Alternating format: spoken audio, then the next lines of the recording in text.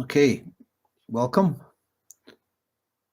5 minutes from now, we'll start the live stream.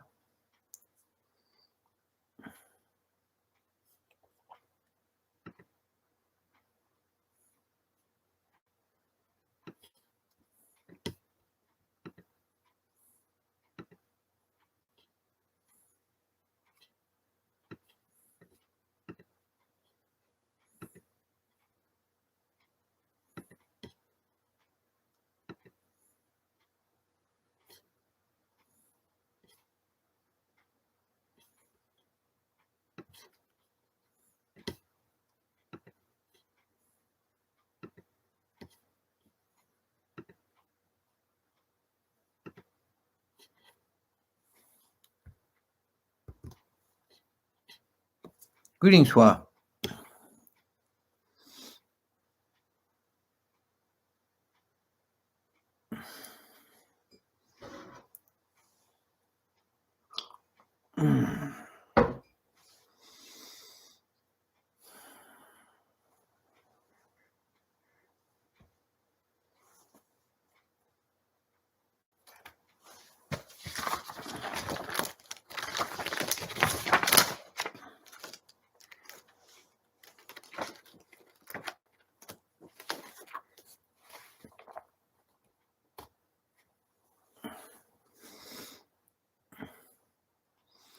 Hello, hello. How you doing, Danica?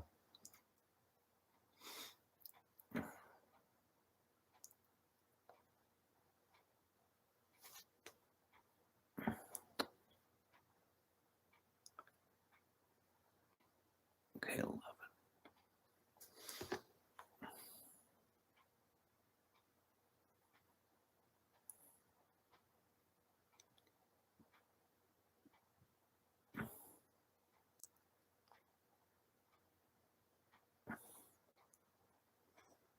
Yeah, I may have trouble with my internet today too. It's snowing heavily right now, and sometimes that messes up the signal, but so far it seems pretty good.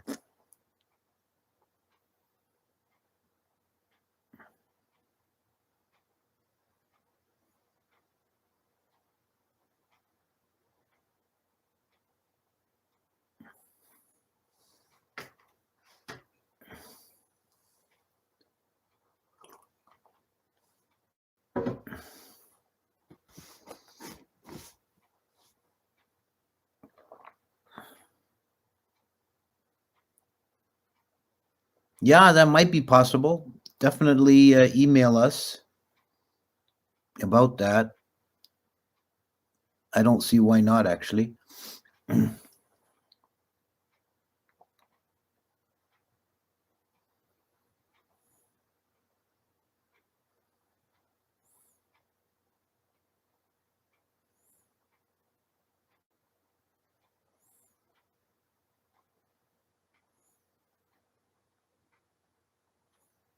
Oh, hi, Maggie.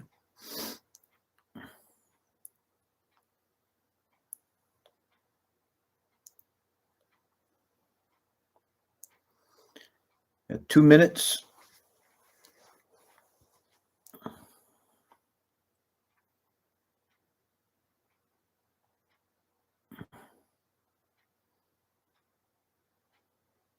Greetings.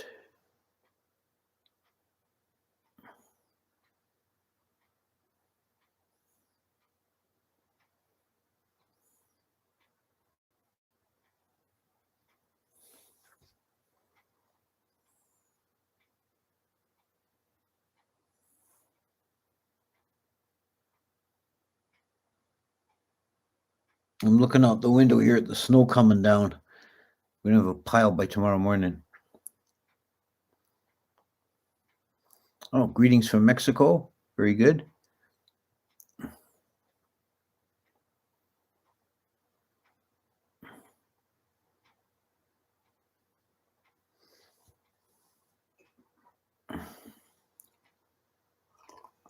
It's 6 o'clock. Okay, let's get started. Namo tassa bhagavato arahato sama sambuddhassa. Namo tassa bhagavato arahato sama sambuddhassa. Namo tassa bhagavato arahato samma sambuddhassa. So continuing on this series on Abhidhamma, last time I began talking about the classifications of citta, and I'm going to go into that a little deeper today. I want to begin with a couple of preliminary considerations. One is the nature of citta itself as explained and understood in the Abhidhamma. It's important to remember the point that citta is essentially an activity. It's a process occurring momentarily, and not to think of it as some kind of a thing existing. The Abhidhamma defines things at three levels according to agent, instrumentality, and activity. And it said only the third is completely correct. The other two are heuristic devices. So it defined, citta defined in terms of agent is that citta is that which cognizes an object. In terms of instrumentality, citta serves the function of coordinating the other mental states in cognizing an object. And the third is citta is the action of cognizing, which is the only one that's completely true, ultimately real, because there is no thing that we can call citta. There's no agent, there's no person or entity that's doing the cognizing. There is simply cognizing itself. So it acts as a verb more than a noun. Although the limits of linguistic speech require us to use nouns in talking about this stuff. Remember that the Buddha said, use conventional language, but do not be fooled thereby. So that's the first thing to bear in mind. The second consideration, I want to make some preliminary remarks about kamma and result, because much of what follows will bear upon that. It's one of the major classifications of citta is into those cittas which are karmically active and those which are karmically resultant.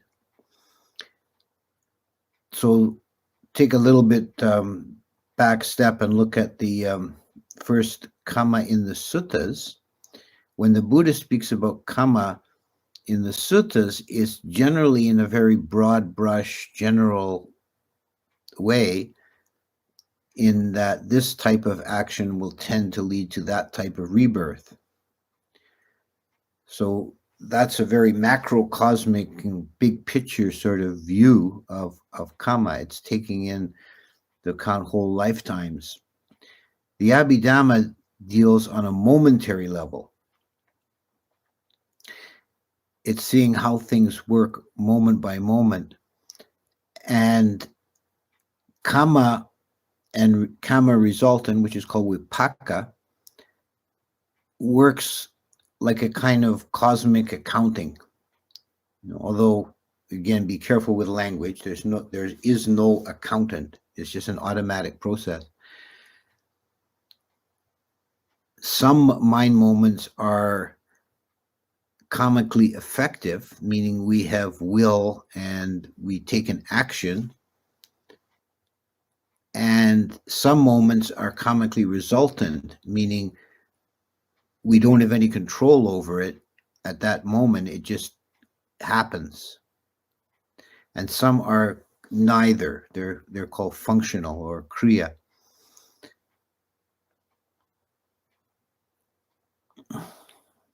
So kamma according to Abhidhamma, is entirely a mental process. It occurs in the mind. But that needs to be clarified, because all our sense experience, everything we experience through the sense doors, sight, sound, and touch, and so on, is classed as karma resultant.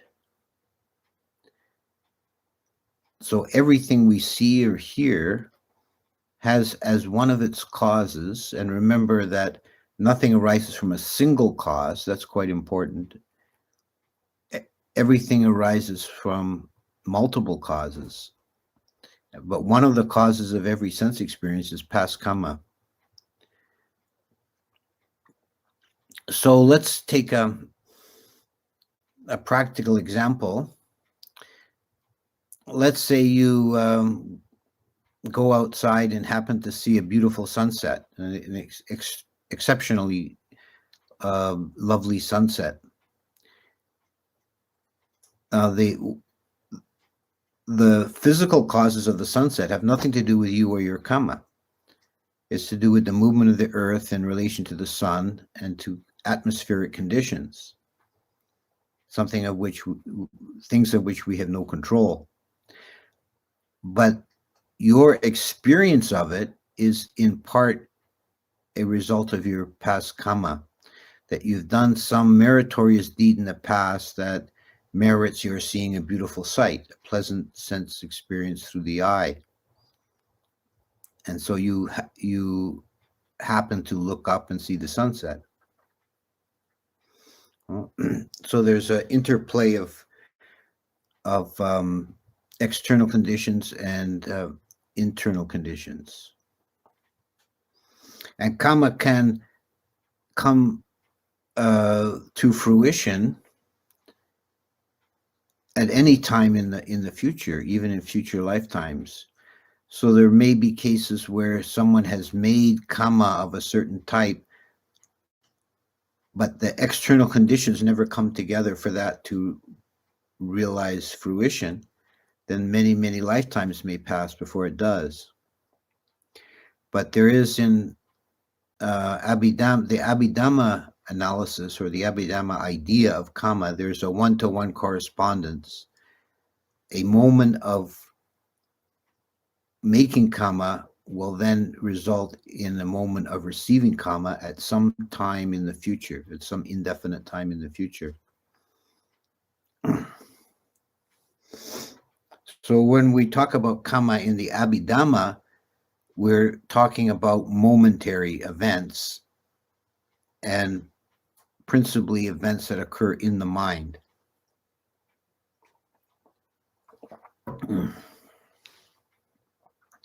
So I mentioned, now we'll get into the classifications and the types of citta. Citta has only one function, and that is to know, to experience, chinteti, to cognize. And when we say know, I don't mean know in the sense of understanding. That's something much more complex. I'm talking only about know in the sense of experience, of the raw fact of having an experience. That's all citta does. So citta is, in that sense, it's only one kind. It's only unitary. It only has this one function, but it is analyzed into 89 types, or maybe better word would be modalities, depending on other associated mental factors and the function that it serves at that moment in time. And there are different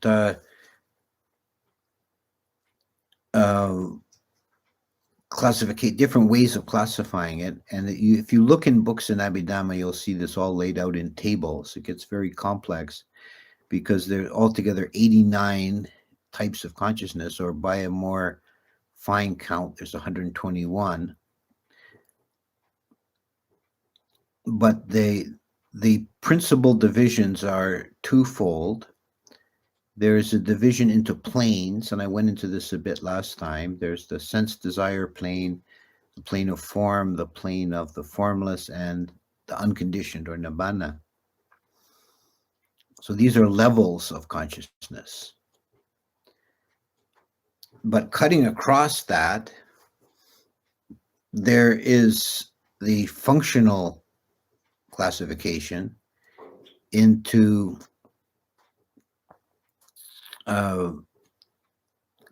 kamically wholesome or skillful, kusala, kamically wholesome, kamically unwholesome,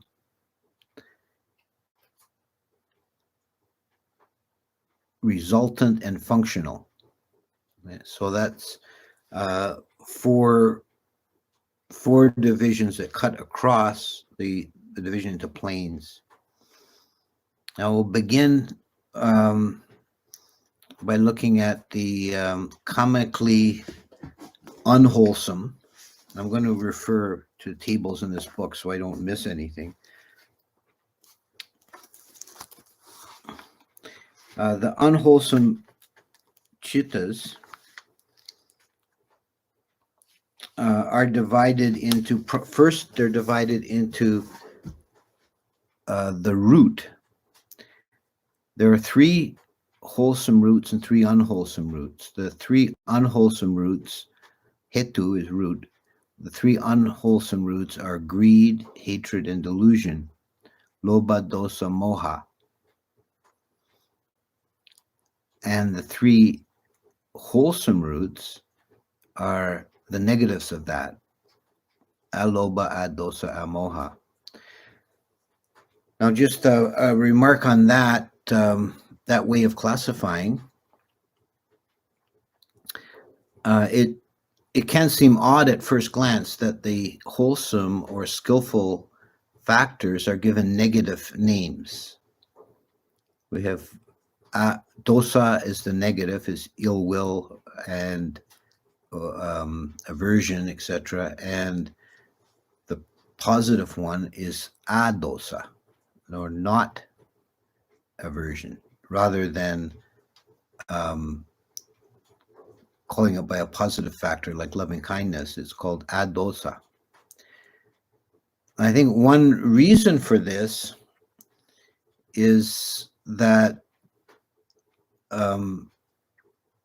the absence of those unwholesome roots in themselves, in itself, brings forward the positive roots. In other words, the positive roots are more natural to the mind. But don't simplify it too much, because there's also the case of consciousness without roots, or with defective roots, which is a weak consciousness. And it said that rebirth in the animal realm is the result of having not having roots. It's a rootless consciousness, ahetuka. So it's neither strongly averse or the opposite, loving. It's a weak consciousness. It's not rooted. And it's also said that a being who's only develops 2 of the wholesome roots and not all 3 can be reborn human, but they'll be born defective in some way, like being born blind or something. As a result of defective roots. So the unwholesome consciousness, returning to that, divides into 3 main categories: that those rooted in hatred or ill will, those rooted in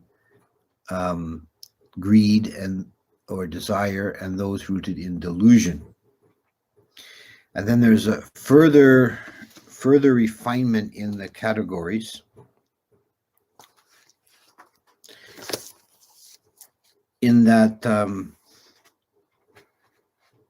the consciousness rooted in greed has the most variety, and it has three further categorizing features. One is the feeling tone, and a unwholesome consciousness rooted in greed can be either joyful or equanimous. That is neutral feeling. And it can be, the second categorization is, it can be either associated with views or dissociated with views. That means associated with views, and views here means false views, miccaditi, wrong views. So someone who's has a greedy mind and acts upon it, but justifies it with they feel justified in it because they have some theory or view that, well, it's okay to steal in this case, then that's associated with views. Or it can be dissociated with views. One doesn't have a view about the matter, or one even knows that that is wrong, but does it anyway. And the third categorization is prompted or unprompted, sankata or asankata. Prompted means that you've been nudged or talked or persuaded into it, even by yourself. Like you've had to convince yourself to do it. You thought it over and you brought yourself around to doing it, or you're externally encouraged or prompted to do it. And unprompted means it's done spontaneously, without forethought. Just go ahead and do it. So there's these three factors vary the quality of the kamma. Now these are 8 types altogether. When you cross-reference them, 2 cubed is 8. So a binary division on 3 levels, that makes 8 types of greedy consciousness. If it's done with joy, it's worse. Joy is a karmic intensifier. When we talk about the wholesome consciousness, you'll see that a good deed done with joy is more karmically powerful. But the same is true of a wrong deed, one done out of greediness. If it's done joyfully, it's a stronger karma. It's a worse karma in this case. Associated with views makes the action worse, because it adds the karmically negative factor of wrong view into the mix. This may seem counterintuitive at first glance, because you might be inclined to think, well, he thought it was good, so his intentions were okay. But that's not how it works. If wrong view is always a karmic negative. And the degree of promptedness means that the karma is less strong the more prompted it is. So if you were actually forced to do something, there's little or no karma involved. If someone's got a gun on your head and tells you to do something, but if you completely free as a bird and do it, then it's entirely on you, right? So it's much more karma. So there's these 3 factors that vary the karma involved in a consciousness moment of lopa, which is greed. It's usually translated greed, but it's much broader than that. It's any kind of desire-based mind form, like lust, desire, greed. All these things are included in lopa. So it can be varied by the feeling tone, by by association with views or not, and the degree of promptedness. Now, the second root is consciousness based on dosa, which is hatred or ill will. And that is actually much simpler. There are only two kinds of dosa consciousness. And the only division that applies is a division between prompted and unprompted. In terms of feeling tone, hatred or ill will, dosa, dislike, irritation, that whole gamut of negative mind states is always associated with unpleasant feeling, domanassa. And domanassa, unpleasant feeling, only arises here. So that's important. It's always associated with unwholesome mind states. That's something to contemplate, that whenever there's an unhappy, unpleasant feeling, there's some degree of ill will present in the mind. And in terms of views, this is also another one that at first glance seems counterintuitive, but the mind with dosa is never associated with views. Now, at first thought, you might think this doesn't make sense. It's obviously someone can have a view that leads them into one kind of ill will or hatred or another. And that's true on a macrocosmic level. You can have some kind of ideology or mind view that encourages you to dislike some person or group of persons, but at the moment, remember, Abhidhamma is always talking about moments. At the moment when ill will arises in the mind, it's too emotionally based. It's too hedonic. It's just a simple dislike. So it's not complicated by views at that moment.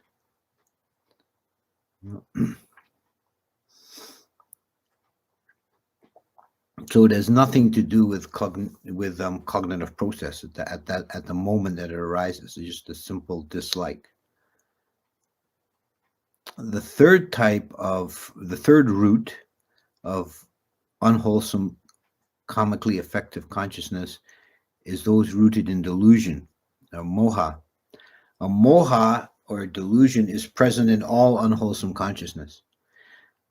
It's also present in greed and hatred, but here it's dominant. It's the root that is expressing itself strongly in those moments, and this is divided into only two kinds as well. There is delusion based on uncertainty, vicikiccha, or delusion rooted in restlessness, uddhacca. So there's two kind of flavors of delusion that are recognized in Abhidhamma. There's a delusion based on doubt and a delusion based on restlessness. And it's also said that restlessness is present in all unwholesome consciousness to some degree, but here it is very strong. So you have these different kinds of unwholesome, comically effective consciousness. When we look at the wholesome consciousnesses, then we have a somewhat different breakdown, but the three factors of feeling tone, association with knowledge and prompted apply. So it's somewhat parallel to the greed-based consciousness breakdown. So the feeling tone associated with a comically wholesome consciousness can be either joyous or equanimous. It's never unhappy. It's never domanassa. No? And it's more comically effective. It's stronger if it's done with joy. So if you're going to do a good deed and make good merit, then it's stronger if you do it joyfully and happily. If you do it just kind of dull, neutral feeling, then it's still a positive karma, but it's less powerful. And instead of association with views, here we have association or not with knowledge, that is jnana. So a good deed can be done either with knowledge, which means understanding clearly, knowing what the action entails and what its results are, or not. And an example given here is the monks are going on alms round and the village people are putting food in the bowl. And they know, the village people have knowledge enough. They know about karma and rebirth, and they know about making merit. But there's a small child who just sees the adults doing it, and he wants to just join in out of imitativeness, and he says this looks like a good thing, and so he gets his mother to give him a little bit of rice, and he puts it in the bowl without any understanding of what's going on. Then that's dissociated with knowledge. So the karma is stronger if it's associated with knowledge. It's still positive in both cases. There's a kind of extreme example I saw in the Tibetan text once about doing a wholesome deed without knowledge. Was a pig or a dog chased a pig around a stupa, and they were both reborn in the heaven realms for having circumambulated a stupa.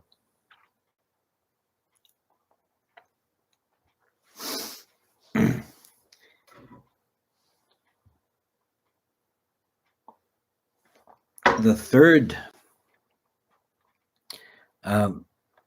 factor is, again, prompted or unprompted. If you do good deeds spontaneously, then it's more powerful than if you've had to be talked into it or you had to talk yourself into it. The degree of spontaneity and initial enthusiasm strengthens the karma. So again, that's 8 kinds of wholesome, comically effective consciousness. That's 3 different divisions, each of which is binary. So that's 2 cubed is 8. Then we have the resultant consciousness. This is vipaka. These are the mind moments that arise as a result of previous karma. Remembering that that's not the only cause, but it's a important cause of each of these mind moments.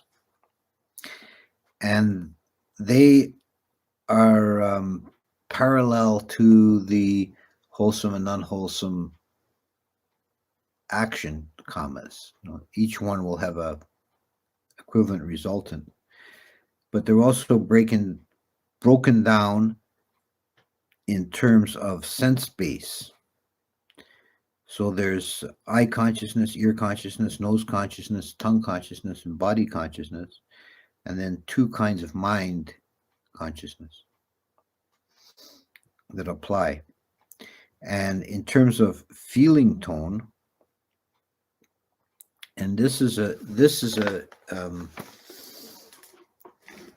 interesting point.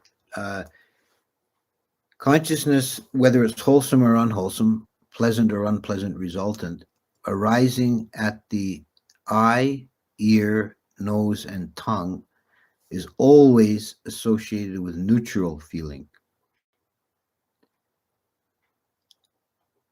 If it arises through the body door, that is sense of touch, it can be pleasant or unpleasant. And if it arises in the mind, it can be either pleasant, unpleasant, or neutral. So again, that seems, at first glance, that seems counterintuitive. As we can talk commonly about a beautiful sight or a delicious taste, and we think that pleasure is in the eye and the tongue. But it's actually, in terms of Abhidhamma, it's not. That the eye consciousness receives an image, and then it's passed on to the mind sense, and the mind sense then processes it further, and we'll get into this in a later talk, but it's the mind sense that actually determines, well, this is beautiful or this is ugly. Same with a taste. A taste to the tongue, a taste is just a taste. It's just a sensation. Tongue consciousness feels no pleasure. The taste is then sent, the consciousness of taste is then sent to the mind and processed, and the mind feels, oh, this is delicious or this is horrible. And if you think about this a bit, it makes more sense than at first glance, because we have sayings like beauty is in the eye of a beholder, and acquired, we talk about acquired taste, right? So an object being beautiful or ugly is a mental judgment. It's not a intrinsic factor of the consciousness perceiving the form. And likewise with a taste is just a taste, and then the tongue can know this is salty, this is sweet, whatever, but it doesn't have a judgment on it. And we know that our tastes can develop and change with time and with maturity. Most little children just enjoy sweet taste, but when you get older, you start to enjoy bitter and sour tastes more. And there are many things in terms of foods that the first time you taste it, you don't really particularly like it, but you grow to like it. And so that shows that it isn't an intrinsic quality of tongue consciousness that determines the pleasure or not of food. So those senses do not have a feeling tone associated with them, except they're neutral feeling tone. But the body sense is different. The tactile sense is much more immediate and powerful, and it is experienced directly as pleasure and pain. One of the Abhidhamma texts uses a metaphor for this in an anvil. You start with an iron anvil, which represents the mind, and there's a piece of cotton batten on top of the anvil. And if you strike that cotton batten with another cotton batten, then there's nothing passed on to the anvil, or it doesn't reverberate the anvil.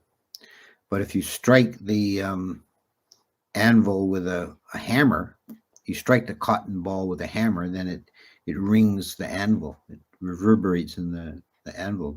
That's a sense of touch. It's more immediate, and it goes right to pleasure and pain. The mind sense acts on both mental objects, purely mental objects just that exist only in the mind, and it also receives from the physical senses objects, and then experiences them either as pleasure, pain, or neutral.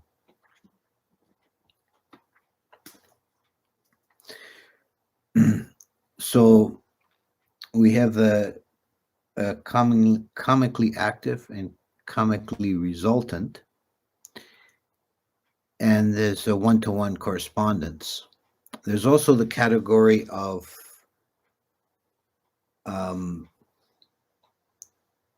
functional, which is a kriya in Pali, which are those consciousnesses that are neither make karma nor receive karma, and we can divide. And we'll have to get into this more in the when I give a talk on the cognitive series, the Chitta Vritti, because these are functional consciousnesses that have technical functions in the processing of information from the senses. It takes up to 14 different consciousness moments to perform one act of cognition. And some of these are just simply natural unfolding of the process, and they're not comically resultant, and they're not comically effective. And as I said, I'll get into this, the details of this later. It would be going too far afield and getting too confusing to get into it now. But there's another class of functional consciousness that occurs only in arhants. Because arhants have gone beyond karma. Any action an arhat or a Buddha does is not making karma. One indication of this is in the Paticca Samuppada, the dependent arising. The very first term is because of ignorance, mental formations or volitional formations. So karma arises from ignorance because we're doing things, we're taking action without full understanding. But the arhat does have full understanding, so his actions do not perturb the universe, so to speak, and they make no karma. So he still has active mind moments, but they're classed as functional because they're outside the system of karma. And of course, he has no unwholesome moments. So all his actions, his mental actions, will be in the classification of wholesome mind moments.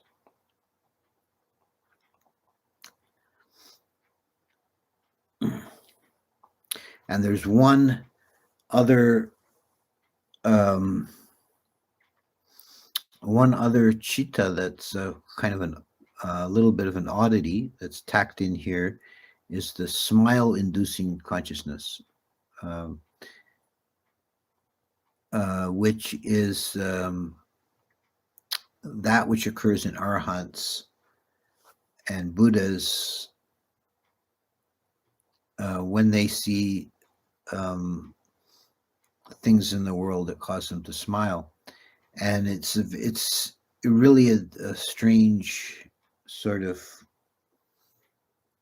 idea that seems a little out of place.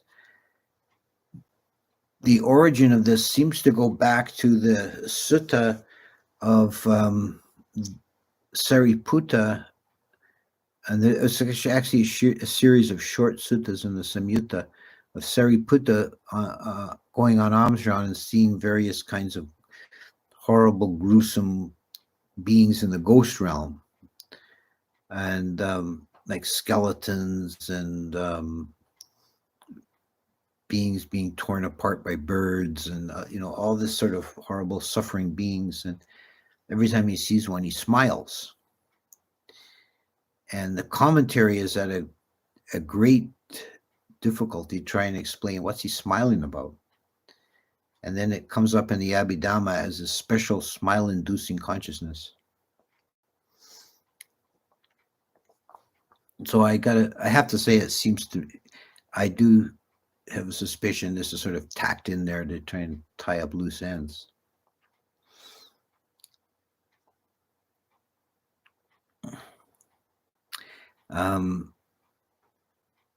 So we have these various classifications of consciousness in the sense desire level, and it's somewhat simpler on the other planes because, first of all, no unwholesome karma is made in the or received in those higher planes. In fact, very little karma is made. It's mostly resultant consciousness. Jhana is, for example, when a human being practices meditation and practices jhana, that's classed as a karmically effective fine material plane consciousness. But it's karmically active, karmically effective. It's not resultant. But then if he dies and is reborn into the Brahma world, then he also experiences fine material or rupa level consciousness, but that's as a resultant consciousness. And the same thing applies in the immaterial plane. And in terms of the unconditioned, there is a fruit moment and there is path moment and fruit moment, magga and phala. At the very end of the practice, when one realizes Nibbàna at any of the 4 stages, beginning with stream entry, it happens as a 2-step process. First, there is a path moment, which is a karmically active moment. It's the moment when the Eightfold Path comes together at the transcendental level, the lokuttara or beyond the world level, with all the factors aligned towards Nibbàna. And that is the last karmically effective moment in the sequence. Then the very next moment is phala or fruit, which is karmically resultant fruit of experience of Nibbàna.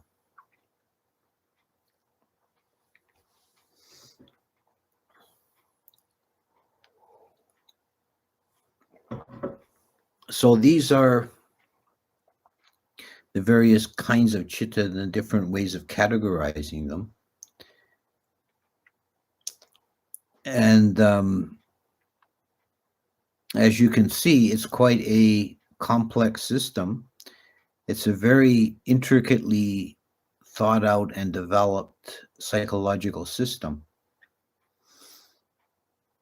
And that's not even the end of the story yet, because we're going to go into in the next talk into the Cetasakas, the factors associated with consciousness that arise at each moment, because the citta never arises simply on its own. It always has a retinue, so to speak, of other dhammas, other mental dhammas that are called the Cetasakas, which means associated with consciousness. These are things like feeling and volition and attention and so on. And we'll get into those and their classifications and how they associate with consciousness next time. So I'll leave this, the formal remarks concluded here, and see if we got any questions to deal with.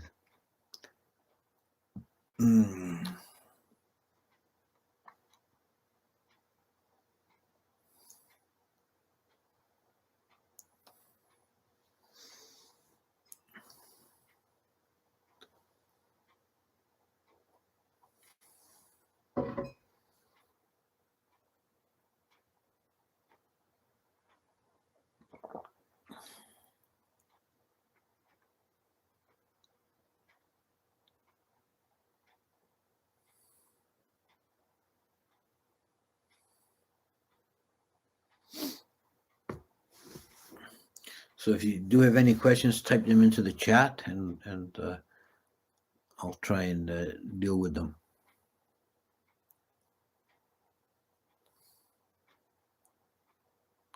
Okay, we got one from Yankee Apple. Does knowledge karma work in reverse? Meaning, if I go deer hunting after hearing Buddhist teachings, will the karma be worse than than I killed deer before. No, it's actually strangely it's a little bit less effective, because previously you might have had the wrong view that there's nothing wrong with killing.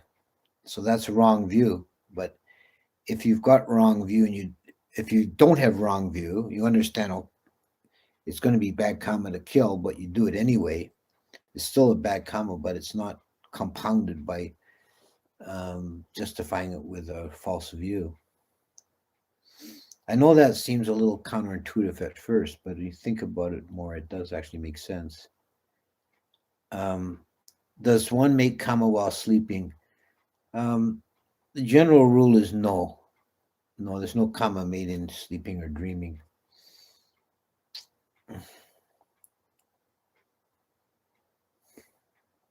I think there might be an exception if you're lucid dreaming. They might be making some karma. But even then, I think it would be less than in a waking state.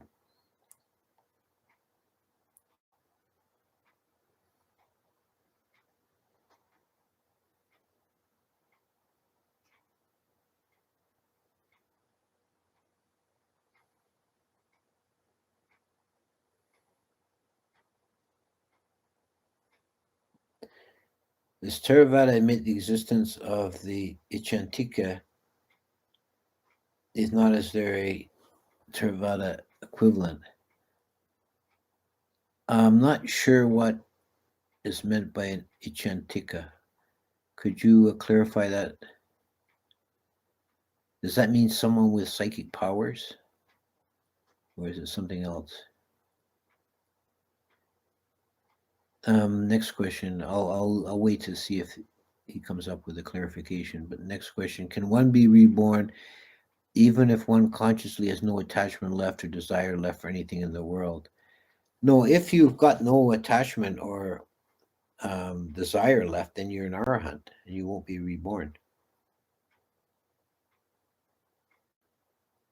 Is there any maximum amount of time that the residual mind moments of an arahant might last? No, it's not fixed, except that when their lifespan ends, it's their karma runs out. They're not reborn anymore. But it is possible, for example, for someone to attain arahantship in one of the Brahma worlds or the Pure Lands, and then spend many ages, many kappas in existence before passing away.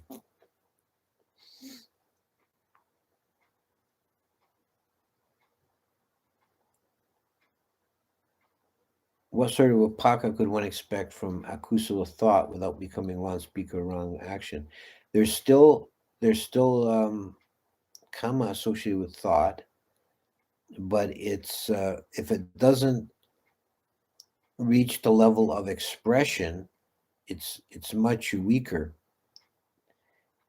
But it can be it can have a stronger effect if it's habitual. If one thinks and muses and dwells constantly on something, either negative or positive, then that will tend to habituate the mind, which is a form of karma, habitual karma, and but a stray passing thought doesn't have any. It does have karma, but it's very slight.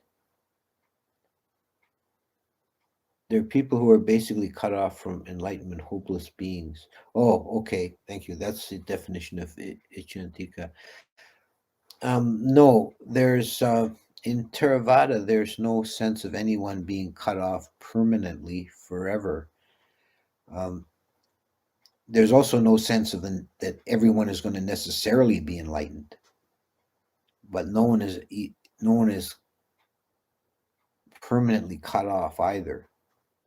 Even if they fall to the lower realms, they might spend a very long time there, but eventually they find their way back to the human realm, and then they have another shot at it. Ajahn, I attained stream entry this summer, but I have trouble entering jhana. It was effortless, just dwelling in silence, and that was it. Now I don't get it, doesn't work anymore. Maybe you have advice. Yeah, may it be so. Um,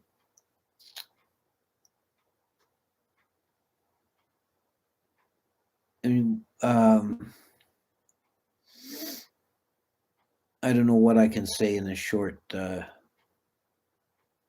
in a short reply on YouTube. That's kind of a very big and deep question. But keep working on the jhanas. I'll say that. Like just try and find that skill of resting in stillness.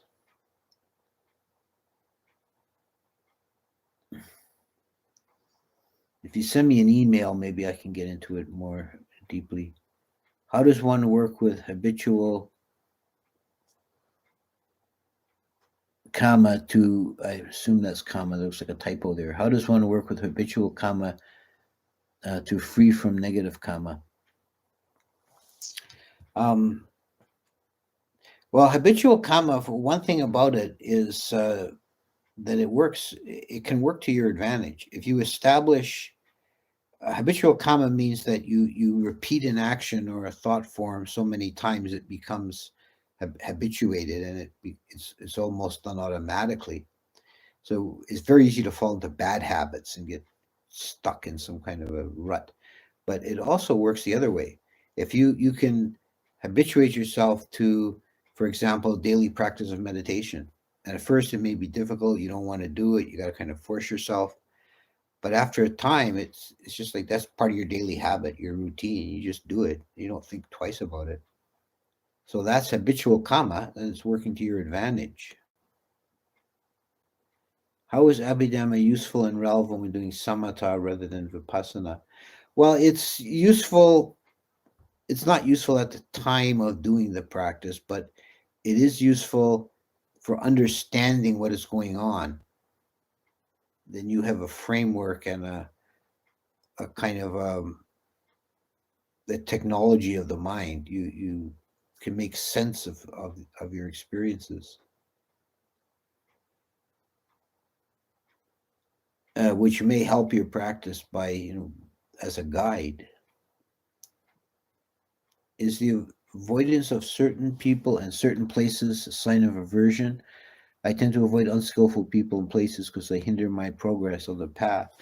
It's not necessarily a sign of aversion. It might be a sign of wisdom. If you avoiding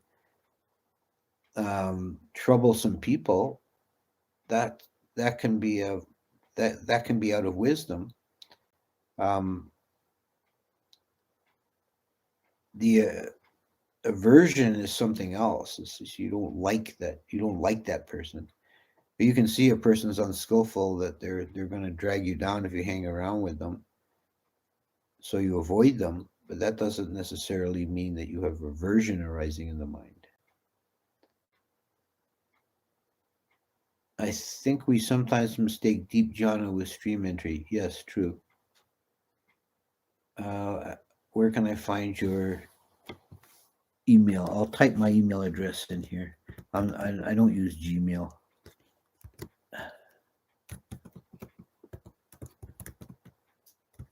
Okay, that's my email address.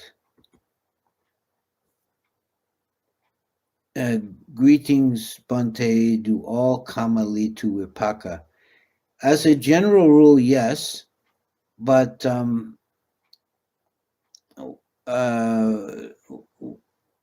exception would be when a being attains to arahantship. Then it's like the all debts are cleared. That's the only real ending of karma without vipaka.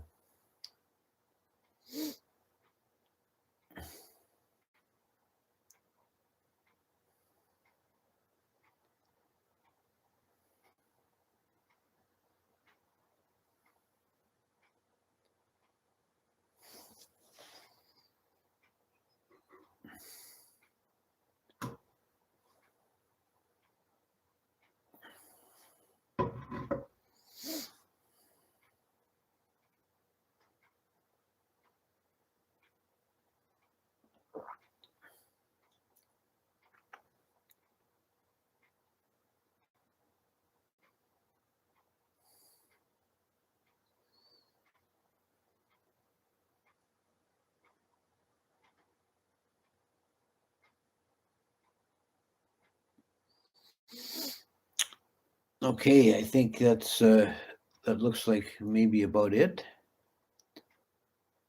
So next week I want to try and get into the Chitasakas, and thank you for coming, and see you next time. Well, one last question here: are all dreams related to some form of vipaka kama? Yeah, there would definitely be an element of vipaka because you're experiencing mind objects. So the mind sense is engaged in dreaming.